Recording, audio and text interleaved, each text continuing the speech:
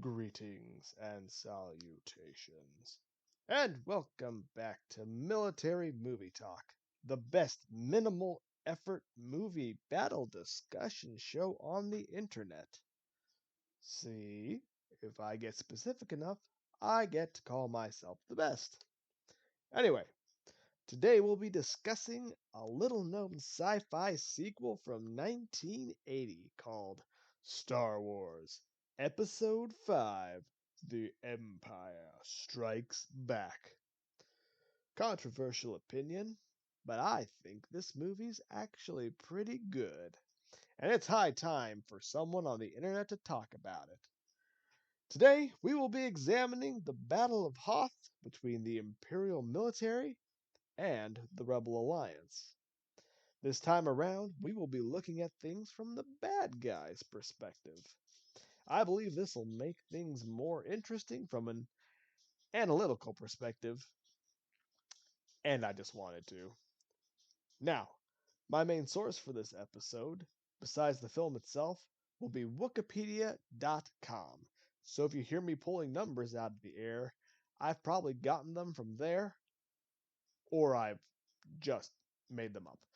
Well, no more time for chit chat. We've got a battle to analyze.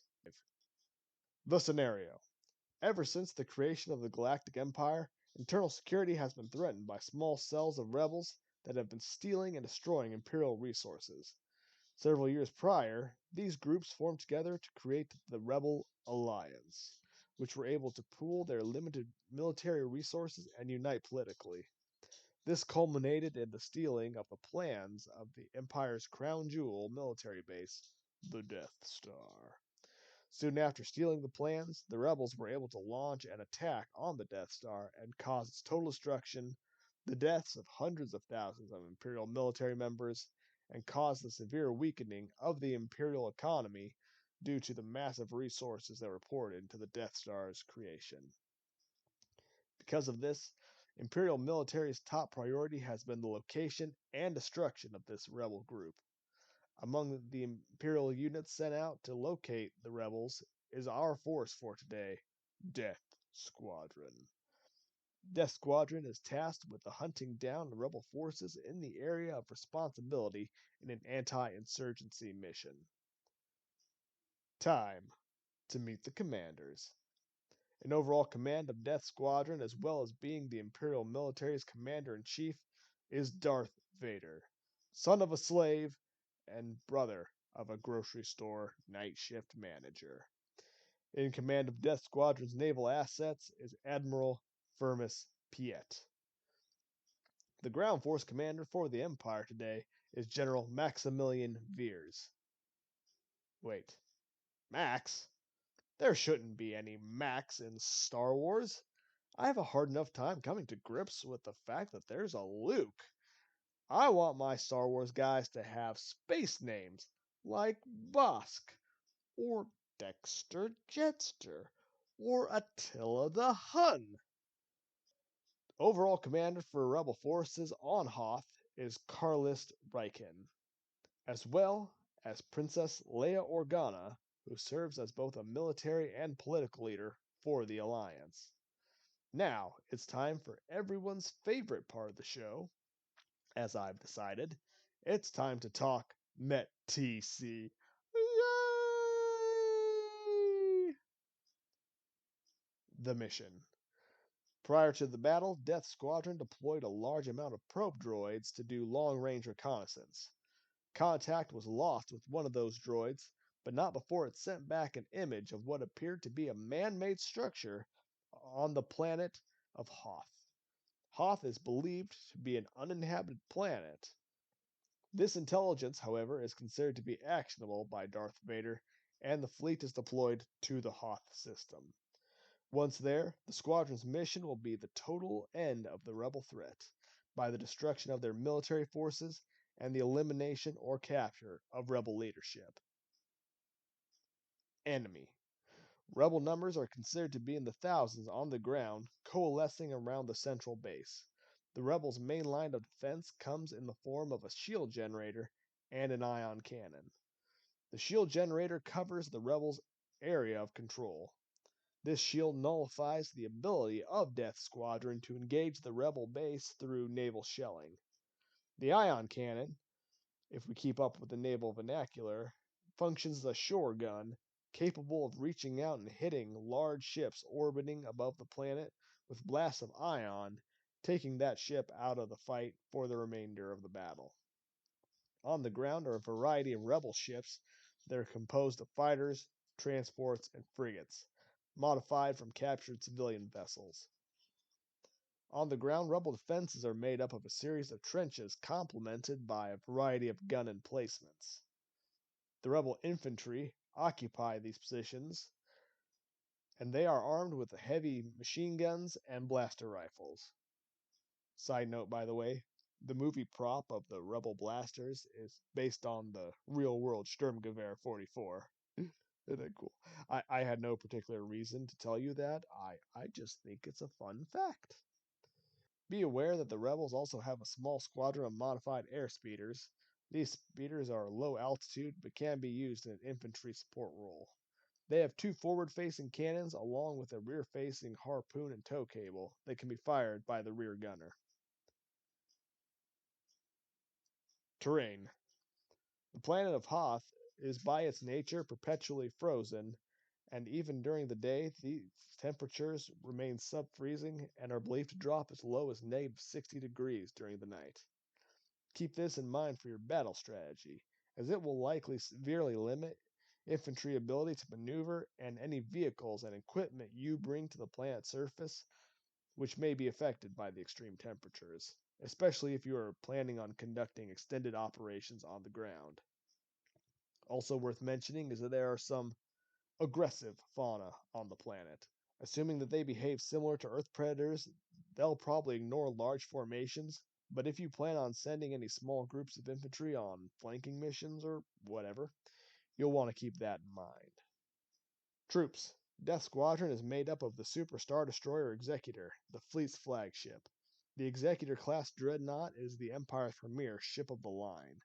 It is supported by 5 Imperial Star Destroyers, which function as the Empire's standard battleships, 3 Arquetinus class cruisers, and multiple Gazanti class cruisers are also attached, which function as screening vessels to protect the larger ships. Alright, so the Star Destroyers are meant to be able to conduct operations on their own as necessary. As such, each of these are not only capable of getting into a fight as a battleship, with all the requisite guns for both engaging other ships, but also for doing planetary bombardments, but also come with units for conducting other operations. Inside each destroyer is a complement of TIE fighters and TIE bombers. Each destroyer also has a unit comparable in strength and capability to a modern infantry division, with units of infantry, armor, and artillery, and supporting recon units as well as landers to deploy these units onto planets.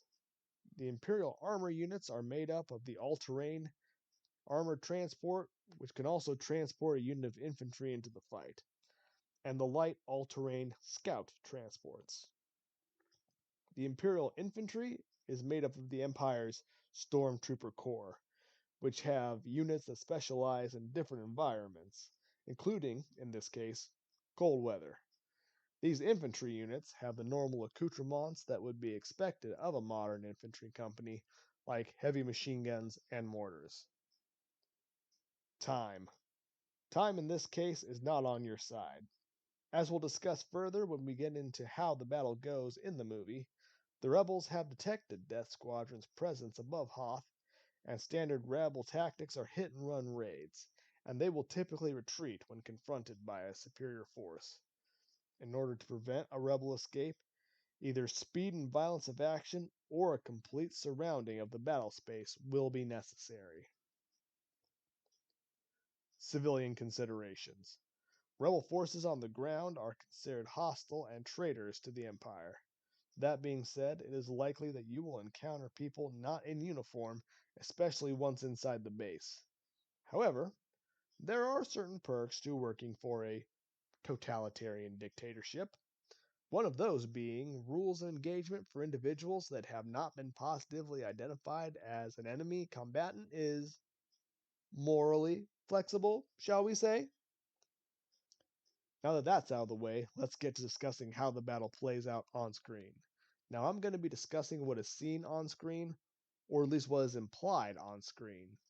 If the events in the battle that are portrayed differently in a video game or book, we're skipping over that.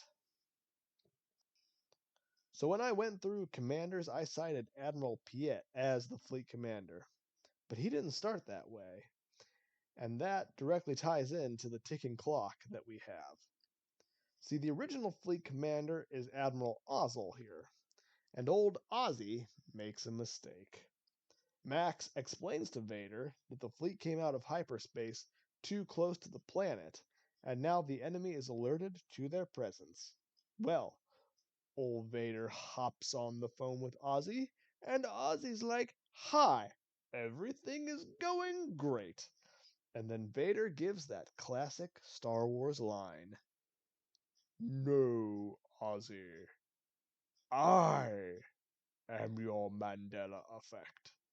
And then Ozzy's like, "Oh no, that was super cool, but no, no." Ka-thunk. Anyway, Piet gets promotion. With the rebel forces alerted to Imperial presence, the rebels throw together a hasty evacuation plan, and rebel infantry take up their fighting positions. As the rebel transports are ready to take off, the ion cannon provides cover fire, attempting to knock out the orbiting Star Destroyers, while chopping a pair of fighters to escort each of those transports. Due to the shield generator being activated by the Alliance and preventing orbital shelling, Max's ground force is ordered in for a frontal assault on the base.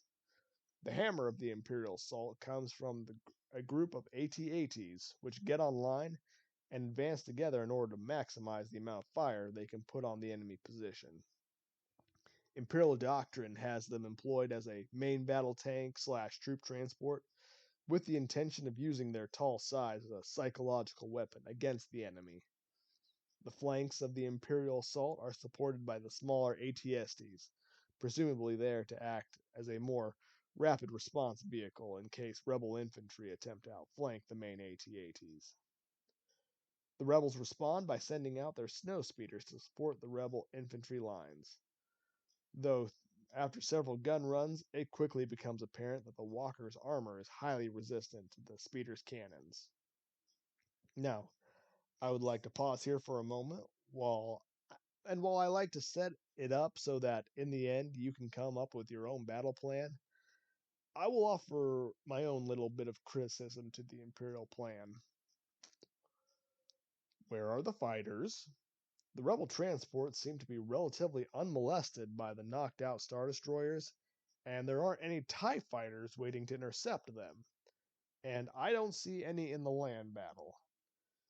Now, not to cite a far inferior movie, but in The Force Awakens, we clearly see that the TIE can be used in a ground attack role. Okay, rant over. So, the rebel infantry are quickly overwhelmed by the imbalance of firepower coming from the Imperial walkers, and are quickly routed. This forces the rebel speeders to improvise and adapt new tactics as to how to combat the walkers. They determine and exploit the walkers' weaknesses and attack the walkers' legs with their tow cables, immobilizing them, as well as using grenades on the underbellies of the walkers by rappelling up to them. In the end, however, this proves to be too little, too late, as one of the walkers is able to get in range of the shield generator and destroys it. This effectively ends the battle outside the base. From there, Imperial infantry are able to enter the base and clear out any further resistance, although a few remaining rebels are able to evacuate in their ships.